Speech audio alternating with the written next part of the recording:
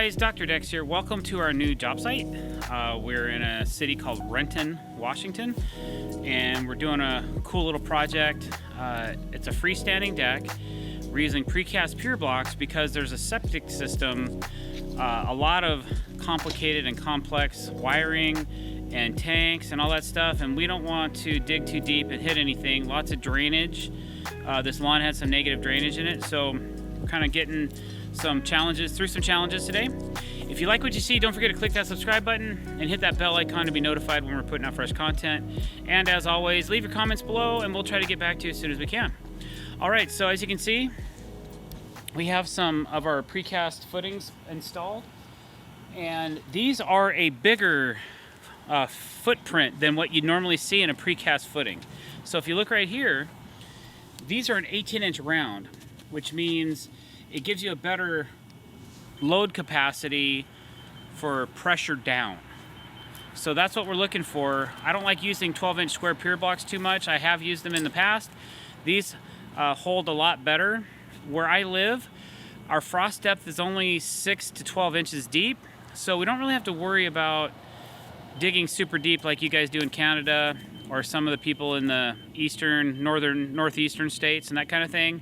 I get messages all the time, hey doctor, you're so lucky. We have to dig 4 feet deep minimum for every single footing.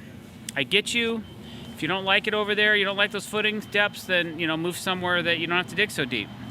Unfortunately for us, that means it rains a lot instead. But we all have our pluses and our minuses, right? So basically, I'm going to show you the framing design of what we're building. So you can kind of see where these beams are over here. We have some really unique angles and curves. So that's my joist layout, my beam detail. So it kind of tells us how that has to be framed.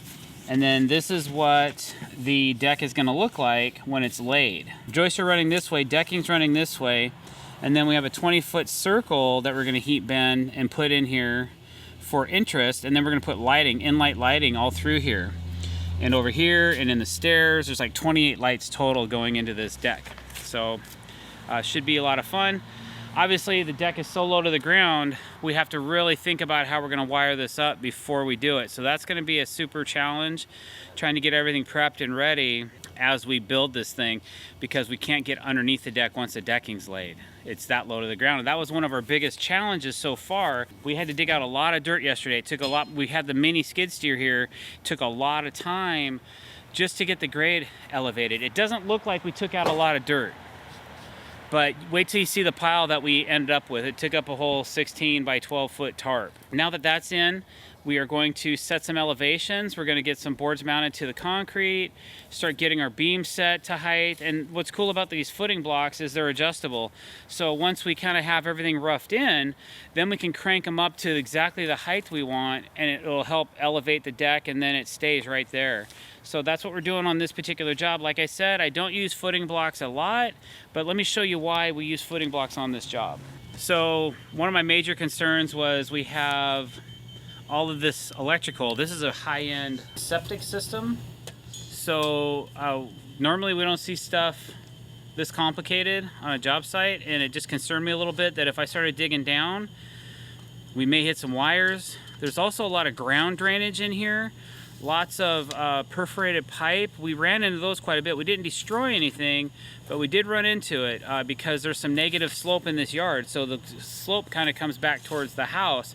So we had to cut into the dirt and make it so that we could clear our beam clearances and try not to destroy all of the drainage pipe that's in the ground.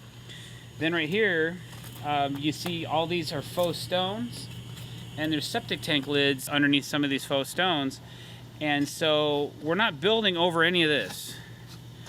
We're building around it, but it was just scary to me to try and dig deep in this area at all. So I just decided we're gonna use these pier blocks instead. I explained to the client my concerns. He agreed with me, and these will hold plenty of weight. We're using 4 per 20 foot. And because of the thickness of this deck, we had to use a 4x6 beam and 2x6 joist. It's basically, we're shoehorning this thing into place. I'll show you right now, these beams are at elevation, And you can see how much space, how much clearance we have from the joist to the grass is like minimal. So that's why we had to take up so much dirt out of this space.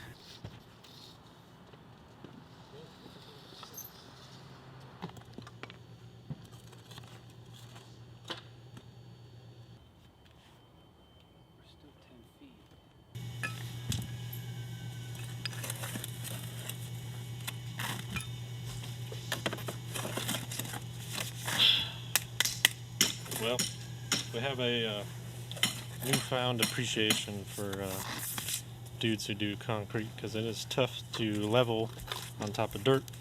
So what Deckwis and I are doing right now is these bricks, or these footings, need to go down. We need to be at 23 inches from the base of the concrete up to our level line there. So for the last 20 minutes we've been scooping in dirt, scooping out dirt, trying to make it flat, leveling these guys out so that way we can continue our beams over here and hopefully have this guy framed out as well. So we shall see how it goes. A lot of digging, you know how it is. No tricks today.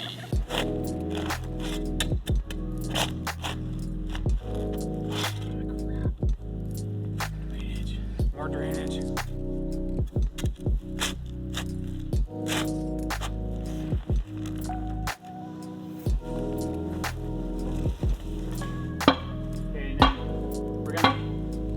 Flip it up. Okay. And I want you to put your end in saddles. Okay. I want you to go all the way to the wall. Okay.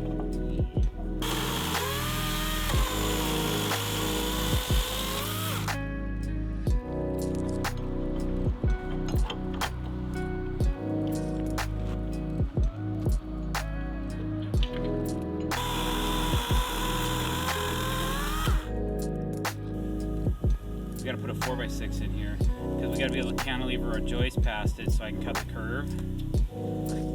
So kind of see how my tape is. I mean, I could sit here and paint, I could paint this out, and then I would need you to cut it all out and then go dump it over on the pile of dirt. But we have to be able to trench a beam in between here and here.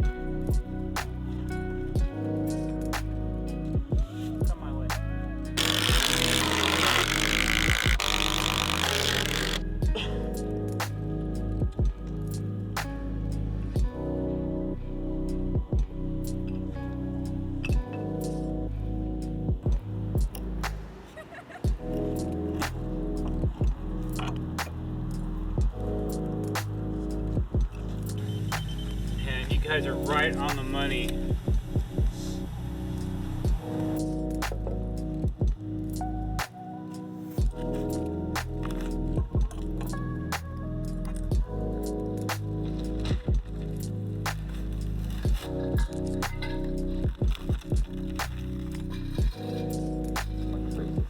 Yeah, so what I'll do is I'll just get it semi-lined up where it's supposed to be.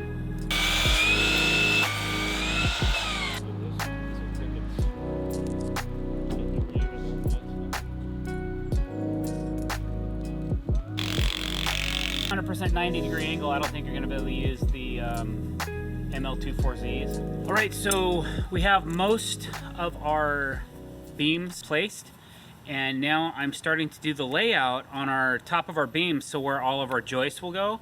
That usually takes a minute to get to.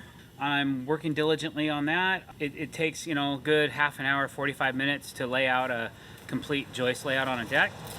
So once I have that finished, we have one other beam to set in over here. I'll probably have the guys start on that. I'll figure out, there's a reverse curve that kind of comes around this section of the deck over here. And and then we'll kind of figure that out from there. So that's where we're at right now. I think that we'll probably get the layout done, get all the beams will be set, and then we'll probably get some joists run today, but I'm not sure how many. I'm using these LS 70Zs by Simpson Strong Tie. Putting 4 of them into this beam, connecting to this beam because it's always good to have a strong connection. And they're have an S in the name because they're skewable. You can take one of these guys and actually bend them to fit the angle you want, which we use a lot because we do a lot of curved decks, and they work out pretty well. Man, it's hard to talk when it's all quiet.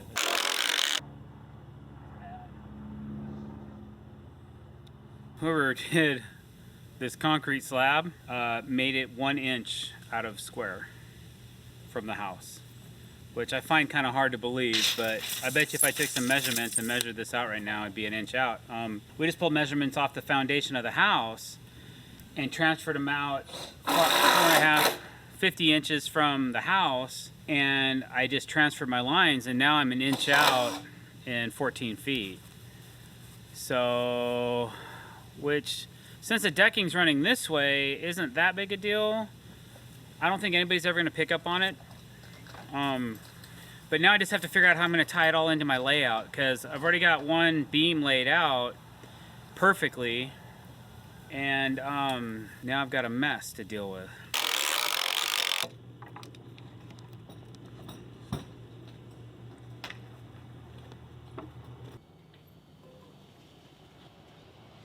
Alright guys, thanks for watching. I appreciate it. I hope you learned a little something about setting beams today. If you did, don't forget to click that subscribe button and the bell icon as well if you want to be notified when we're putting out new content. Sorry about that, Cal. Oopsie. Alright, and also comment below, and don't forget to, I already said it, but I'm going to say it again, click that subscribe button. And also like our videos. We appreciate it. Thanks very much. Have a great day.